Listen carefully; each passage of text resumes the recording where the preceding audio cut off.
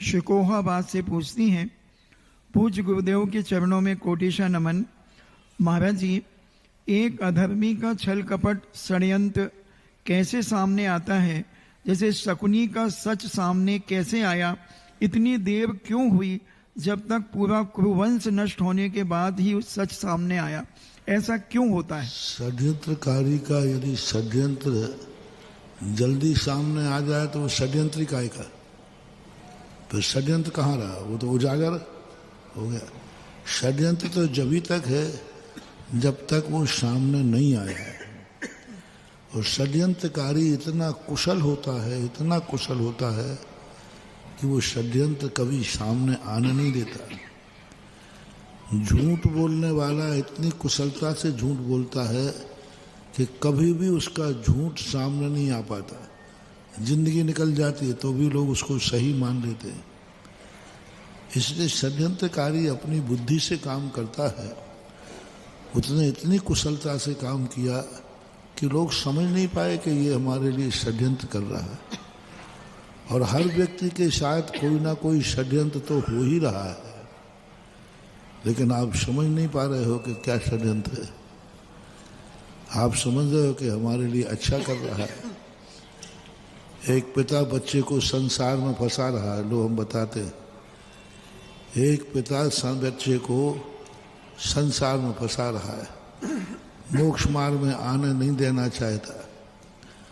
तो शादी कर ले, व्यापार कर, धंधा कर, ये है रोना गाना धोना। अब इस षड्यंत्र को कौन पकड़ पाए? सामान बेटा तो कहता मेरे पापा मुझे देखो कितना चाहते हैं, मेरी शादी करना चाह रहे हैं, मेरे व्यापार करना चाह रहे हैं, मुझे राजगद्दी देना चाह रहे हैं। अब तुम नहीं समझ रहे हो कि ये भी एक बड़ा षड्यंत्र है कि बेटा मैं नहीं बच पाया तो तू कैसे बच जाएगा। ये संसार ऐसा है, देखना बहुत अच्छा उदाहरण देता हूँ।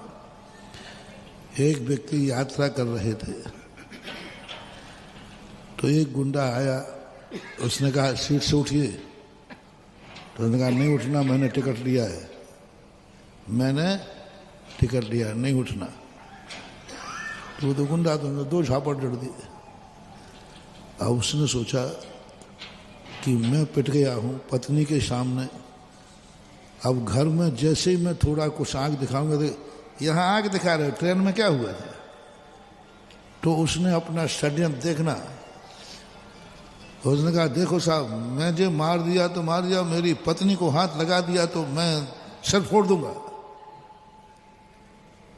अब पत्नी समझ रही है कि श्रीमान जी मुझे कितना चाह रहे हैं, कि स्वयं पिट गए तो पिट गए, लेकिन पत्नी को। तो गुंडा ने उसको भी 2-3 दे दी। बोले तो फोड़ के दिखा सर। तो उसने कहा चलो मामला ठीक हो गया। अब आए, बोले साहब देखो मुझे मारा तो मारा, पत्नी को मारा, बेटों को हाथ लगा दे तो मैं तुम्हारे हाथ तोड़ दूंगा।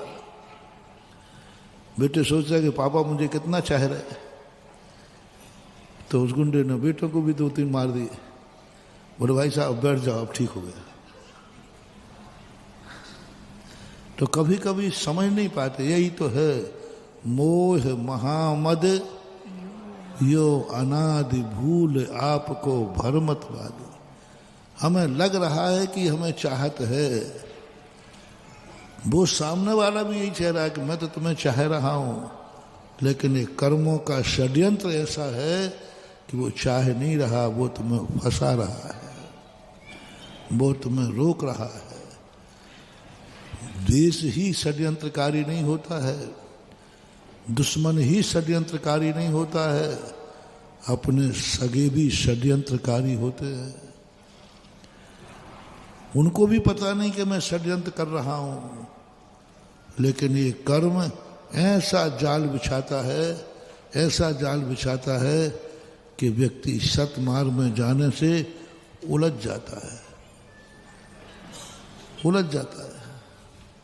वो नहीं समझ पाता है कि ये जाल हमें कल्याण के लिए बिछाया जा रहा है कि हमें उलझाने के लिए। गज कुमार के संबंध में यही आती है।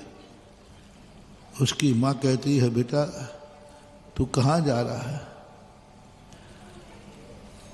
तू और कुछ मत कर, देखना माँ के द्वारा षड्यंत्र देखना, तुम समझते हो ये सब हमारे हितैषी हैं, हितैषी नहीं हैं, ये सब षड्यंत्रकारी हैं। ये जाल फेंचा है। गज कुमार दीक्षा का भाव करने लगा तो उसने कहा बेटे को कैसे रोकूं? उसने कहा बेटा देख, तू दीक्षा ले रहा है, ले ले।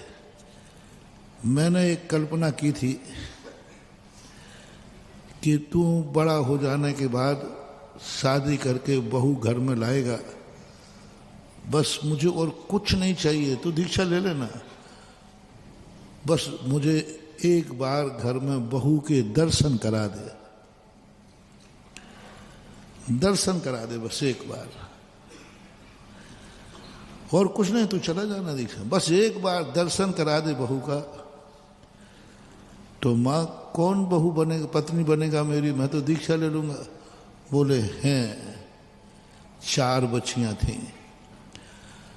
अब 4 बच्चियां भी इतने, देखो षड्यंत्र देखना, फिर चारों कन्याएं कहती कोई बात नहीं, आप बस फेरे भर फाड़ लो मेरे से, आगे मैं तुम्हें रोकूंगा नहीं। देखना भाई षड्यंत्र देखना। भाई चारों कन्याएं ने कह दिया देखो भाई आप शादी करोगे तो हमसे, मैं कल सुबह दीक्षा लूंगा। तो चारों कन्याएं कहती नहीं नहीं आप सुबह दीक्षा, आप तो बस मेरे साथ फेरे पाड़ लो बस, और कुछ नहीं करना, कुछ नहीं करना, आप फेरे पाड़ो बस, सुबह चले जाना दीक्षा लेके। अब सारा जगत सोचता है कि देखो जन्म जन्म की प्रीत ये कहलाती है, मतलब फेरे पाड़ने के लिए कह रही। वो 4 कन्याओं ने कह दिया आप तो मात मेरे लिए फेरे पाड़ दो, और बस आज रात में सब शाम को शादी हो, दूसरे दिन सुबह आप दीक्षा दे लेना, बस मैं नहीं रोकूंगी। इधर माँ ने कह दिया बेटा बस तू तो घर में बहू प्रवेश करा दे, बहू प्रवेश करा दे, फिर तुझे दीक्षा लेना है तो ले लेना। अब इसको तुम लोग क्या मान रहे हो? बोला अरे भोले प्राणियों, वो भोले प्राणी, आप लोग क्या कहोगे? ये तो मेरी चाहत है, देखो कितना चाह रहे हैं। लेकिन माँ का षड्यंत्र क्या था, क्या षड्यंत्र था? हे छोकरे, एक बार तो स्त्री के जाल में फंस तो सही, फिर निकल के दिखाना। माँ के जाल से निकल सकता है, माँ का मोह तोड़ सकता है, माँ को तू बहला सकता है, लेकिन पत्नी को छोड़ के जाके दिखा, ये षड्यंत्र था माँ का। जम्मू कुमार या गज कुमार का है? जम्मू कुमार का। आप देखना माँ के मन में बेटे के प्रति षड्यंत्र देखना, क्योंकि वो कहती माँ बेटा तू मुझे समझा सकता है, मुझे बहला सकता है, माँ के ममता के बंधन को तोड़ सकता है, लेकिन जम्मू स्वामी की माँ कहती है पत्नी का बंधन नहीं तोड़ पाएगा। अच्छे अच्छे एक बार स्त्री के चक्कर में फंसे तो एक बार फंसे फिर निकलना, ये भाव से उसने, ये नियत थी उसकी। और उन 4 कन्याओं की क्या नियत थी? उन्होंने हाँ कैसे भर दिया? वो भी कहती है माँ की गोद से उतर के भाग सकते हो तुम, एक बार फिरे तो फेरो, फिर बताते ही हूँ। एक बार मेरे चंगुल में आ जाओ, फिर देखते हैं अच्छे अच्छे सूरमा भी हमारे यहाँ से नहीं निकल पाएंगे। एक बार तुम शादी तो कर लो, बस एक शादी कर लो, एक रात की बात है, बस दूसरे दिन सुबह तुम निकल ही नहीं सकोगे। अब उन 4 कन्याओं में भी षड्यंत्र, माँ में भी षड्यंत्र, और एक और बेचारा भोला प्राणी बालक जम्मू स्वामी नहीं समझ पा रहा है। वो तो समझ रहा है कि माँ की इतनी सी बात मानने में क्या अपराध दुख है।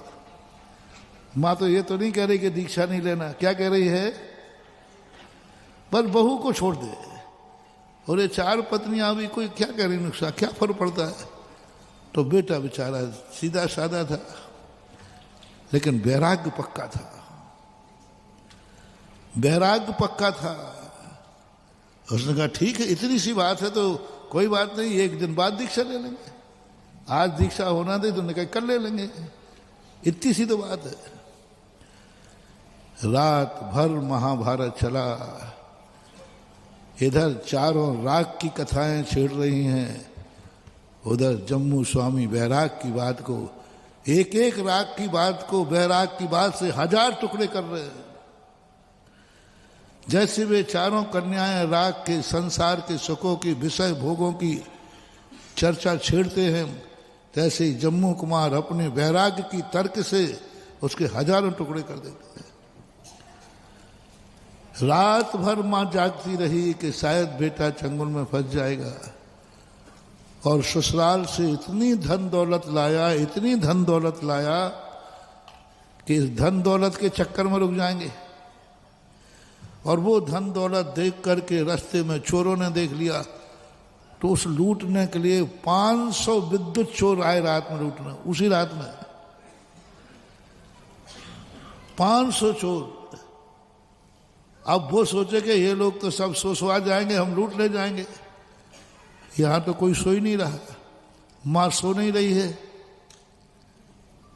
जम्मू स्वामी सो नहीं रहे, और चारों पत्नियां भी वहां तो बस कथा कहानी चल रही है, एक दूसरे की बात को काट रहे हैं। वो कह रहा है संसार में सार है, इस संसार के मोह को तोड़ के मत जाओ, ये ऐसा है वैसा है। उधर जम्मू स्वामी अपनी वैराग्य दृष्टि से हर चीज का खंडन कर रहे हैं। अब चोर दीवारों में कान लगाए लगाए सुन रहे हैं। सुबह माँ उठती है ब्रह्म मुहूर्त में, यहां तो अभी भी वही चर्चा चल रही है। चोरों ने माँ को पकड़ लिया। माँ ये बताओ मामला क्या है, तुम भी नहीं सो रही हो, बार बार यहां आके क्या देखती हो, ये अंदर क्या हो रहा है, ये अंदर क्या हो रहा है। आज की रात तो राग रंग की रात है और यहां वैराग की बातें क्या हो रही हैं, तत्व चर्चा हो रही, धर्म चर्चा हो रही, ब्रह्मचर्य की चर्चा हो रही। माँ ने कहा तुम कौन हो? बोले माँ हम चोर हैं। तब मैं चोरी करने आया। तब माँ ने कहा भैया ऐसी ऐसी बात है, मैंने सोचा था कि बेटा औरत के चक्कर में फंस जाएगा, रुक जाए, इसलिए मैंने ऐसा कह के, और इन चारों को भी भरोसा था। अच्छा इतना सब पा करके, इतनी धन दौलत पा करके, ये 4 अप्सराओं जैसी सुंदरी पा करके भी इनके मन में राग उत्पन्न नहीं हो रहा है, संसार का नहीं हो रहा है। आप कुछ सुन रहे हो, और अभी जैसे ही सुबह होना है बेटा दीक्षा ले लेगा। सुबह हुआ, चारों पत्नियों ने हथियार डाल दिए, बोले मैं हार गई। माँ के पैर पड़े, माँ मैं हार गई, मेरे पति जीत गए, अब पति अकेले दीक्षा नहीं लेंगे, हम चारों भी इनके साथ दीक्षा लेंगे। चारों के चारों। विद्युत चोर कहता क्या मामला है, ये है, तो पीछे से 500 चोर कह रहे कहाँ हम संसार में पड़ रहे हैं, हमारे पास कौड़ी नहीं, हम मर रहे हैं, चोर चोर के ये सब छोड़ के जा रहे हैं। जम्मू कुमार शादी के पहले अकेला दीक्षा ले रहा था, 504 फिर मारने भी दीक्षा ले ली। पूरा का पूरा घर दूसरे दिन कितने दीक्षार्थी, 500 चोर, विद्युत चोर, 4 वो 505 लोगों ने दूसरे 506 लोगों ने दूसरे दिन सुबह दीक्षा दी। ये है, आप बोलो समझ गया ना तुम लोगों के षड्यंत्र। हाँ बड़ी मीठी मीठी बातें करे बेटा, और लो जी। तो ये षड्यंत्र जो होते हैं कभी कभी अपने बन करके भी आते हैं, राग के रूप में भी आते हैं, और अपन समझते हैं कि ये प्यार है, ये राग है। नहीं, ये राग नहीं है, ये आग है, राग आग दहे सदा, तात समामृत से ये चिर भजे विषय कसाय, अब तो त्याग निज पद वे। ये पंडित जी दौलत राम जी कहते हैं इसलिए इस संसार का बड़ा विचित्र है, कौन पकड़ सकता है। षड्यंत्र पकड़ना होता है तो जल्दी पकड़ में आ जाता है। यदि जम्मू स्वामी को कल शाम को ही पता चल जाता कि ये माँ मेरे प्रति रोकने का षड्यंत्र कर रही है तो फिर वो हानि भर दे। और वो चारों पत्नियों को पता चल जाता ये चारों हमसे शादी इसलिए कर रही हैं कि हमें षड्यंत्र में फंसाएंगे। यदि जम्मू कुमार को पता चल जाता कि चारों का मेरे प्रति षड्यंत्र फंसाने का, तो शादी की अनुमति नहीं देते, माँ को भी नहीं देते। वो तो समझ नहीं पाया कि षड्यंत्र। तो ऐसे अपने भी हमें राग भाव में रोक करके फंसा लेते हैं। तो षड्यंत्र का पता चल जाए तो इस संसार का ही वासना हो। सारी दुनिया कोई राग के षड्यंत्र में फंसी है, कोई देश के षड्यंत्र में फंसी है, लेकिन कहीं ना कहीं से फंसना हो रहा है। और आइए परम पूज्य आध्यात्मिक संत निर्यापक श्रमण तीज चक्रवर्ती